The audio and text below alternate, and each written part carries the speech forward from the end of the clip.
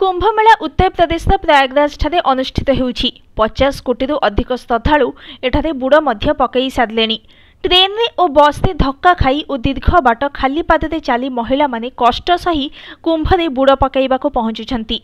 धार्मिक आस्था सहित जदि महिला बुड़ पकाइबा समय वीडियो केही उत्तोलन करे तेबे एहा अत्यंत दुर्भाग्यजनक। तेबे एमिति किछि घटना घटिछि कुंभमेला रे। केवल वीडियो उत्तोलन करा जाइछि ताहा नुहे, एही वीडियो को इंटरनेट रे मध्य बिक्री करा जाउछि। एही वीडियो गुड़िक विभिन्न सोशल मीडिया और टेलीग्राम भली चैनल रे बिक्री होउछि। मुख्यतः वीडियोर टीजर बा एक छोट क्लिप्स को शेयर करा जाउछि। एहा सहित पूरा वीडियो पई पैसा मगा जाउछि। वीडियो पई 1900 रु 3000 टंका दाबी करा जाउछि। फेसबुक, यूट्यूब और इंस्टाग्राम भली विभिन्न सोशल मीडिया प्लेटफॉर्म रे एही वीडियो गुड़िक छाई होई रहिछि। महाकुंभ प्रयागराज वीडियो परी हैशटैग रो एही वीडियो गुड़िक वायरल होउछि। एपरिक अनेक वीडियो हैशटैग रे कुंभमेला रहिथिले मध्य एहा पुराना वीडियो बोली जणा पड़िछि। नदी कूले गाधौथिबा महिला मानकर वीडियो रेकर्ड करी पोस्ट करा जाउछि।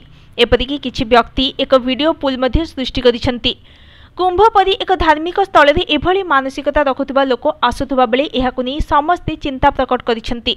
सेहिपरि टेलीग्राम रे एकाधिक ग्रुप करा जाई वीडियो गुड़िक बिक्री करा जाउछि। फेब्रुआरी 12 रु 18 मध्य ओपन बाथिंग वीडियो सर्च वृद्धि पाइथिबा जणा पड़िछि। एही टेलीग्राम ग्रुप गुड़िक खबर बाहर को आसिबा परे एहा मध्यरु किछि ग्रुप डिलीट मध्य होई सारलानी। अन्य पक्षरे यूपी पुलिस पक्षरु एही अश्लील वीडियो गुड़िक हटाइबा पई Facebook the parent company Meta को अनुरोध करा जाइछि। Bureau report, news today.